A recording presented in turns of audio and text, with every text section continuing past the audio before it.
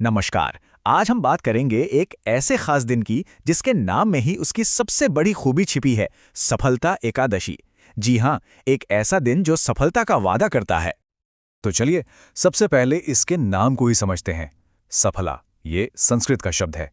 इसका मतलब सीधा साधा सफल होना, फलदायी होना। और यही इस दिन का मूल मंत्र है कि जो भी प्रयास किए जाएं वो सफल हों। लेकिन ये सुनकर मन में एक सवाल तो आता है ना, कि क्या वाकई सिर्फ एक दिन की भक्ति किसी की पूरी किस्मत बदल सकती है? अच्छा, इस सवाल का जवाब छिपा है एक बहुत ही पुरानी कहानी में। तो चलिए सुनते हैं ये कथा। ये कहानी है राजकुमार लुम्पक की। एक ऐसी कहानी जिसने इस एकादशी के महत्व को हमेशा के लिए अमर कर दिया। देखिए, राजा महिष्मत का एक बेटा था। नाम था लुम्पक। पर नाम राजकुमार का और काम बिल्कुल उल्टे। कहते हैं कि वो इतना ज्यादा बुरे कामों में डूबा हुआ था, इतने पाप करता था कि उसके कर्मों की तुलना दानवों से की जाती थी। अब जाहिर है पिता ने तंग आकर उसे राज्य से ही बाहर निकाल दिया। सोचिए, राजकुमार लुम्पक अब जंगल में बिल्कुल अकेला, भूखा प्यासा, सिर पर कोई छत नहीं। मतलब अपनी जिंदगी के सबसे बुरे दौर में था वो। और फिर कहानी में एक जबरदस्त मोड़ आता है। एक रात कड़ाके की ठंड में कांपते हुए उसने अनजाने में ही सफला एकादशी का व्रत कर लिया। उसे पता भी नहीं था। बस उसने पास पड़े कुछ जंगली फल उठाए और एक सच्चे शुद्ध मन से भगवान विष्णु को चढ़ा दिए और मन ही मन अपनी सारी गलतियों की माफी मांगी। और उस एक रात का असर हैरान कर देने वाला। ये कोई बाहरी चमत्कार नहीं था, बल्कि उस सच्ची भक्ति ने लुम्पक को अंदर से बदल दिया था।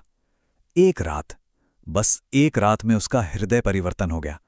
कहाँ वो पापी निकाला हुआ राजकुमार और कहाँ अब एक गुणी इंसान। जानते हैं क्या हुआ? उसे अपना राज्य वापस मिला।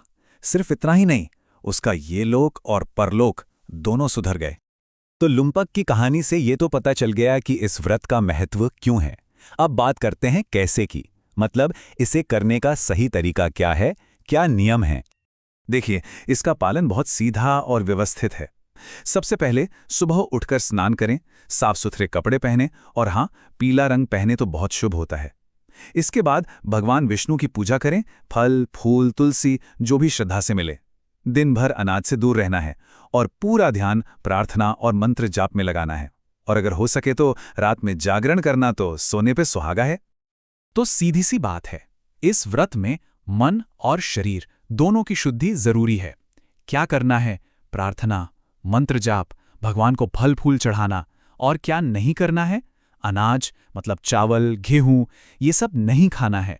तामसिक भोजन जैसे प्याज लहसुन से भी परहेज करना है।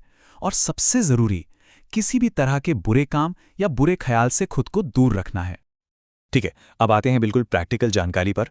साल 2025 में इसके लिए कौन सी तारीखें और समय याद रखने हैं? तो ध्यान से सुनिएगा। साल 2025 में एकादशी तिथि शुरू हो रही है 14 दिसंबर शाम को करीब 6:45 बजे। इसका मतलब व्रत रखने का जो मुख्य दिन है वो होगा 15 दिसंबर सोमवार। ये तिथि 15 दिसंबर की रात 9:15 बजे तक रहेगी। लेकिन व्रत खोलने का जो समय है, जिसे पारण कहते हैं, वो अगले दिन यानी 16 दिसंबर की सुबह 7:07 से 9:11 के बीच ही है। और हाँ, ये जो पारण का समय है ना, ये बस कोई नियम नहीं है। इसके पीछे एक बहुत गहरा कारण है। ऐसा मानते हैं कि व्रत से जो एक दिव्य ऊर्जा बनती है, उसे ग्रहण करने का ये सबसे सही समय होता है।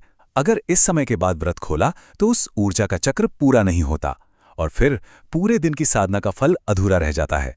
तो इस समय का ध्यान रखना बहुत बहुत जरूरी है। अब देखिए, सफला एकादशी का मतलब सिर्फ दुनिया में सफल होना नहीं है। इसका महत्व इससे कहीं कहीं ज्यादा गहरा है। तो चलिए इसके असली पुरस्कारों की बात करते हैं। ये बात सुनने में शायद अविश्वसनीय लगे, पर ऐसा माना जाता है कि इस सिर्फ एक दिन के व्रत का पुण्य बड़े बड़े यज्ञों, दानों और यहां तक कि सालों की तपस्या के बराबर होता है। सोचिए, बस एक दिन की साधना का इतना बड़ा फल। तो इस एक दिन की साधना से मिलता क्या क्या है? देखिए, ये लिस्ट कितनी लंबी है। हर काम में सफलता मिलती है, पुराने पाप नष्ट हो जाते हैं, घर में धन और समृद्धि आती है। सिर्फ इतना ही नहीं, इसका पुण्य हमारे पूर्वजों तक को शांति देता है। और ये सब करते हुए ये एक भाग्यशाली भविष्य की नींव रखता है और आखिरी में मोक्ष का रास्ता भी खोलता है।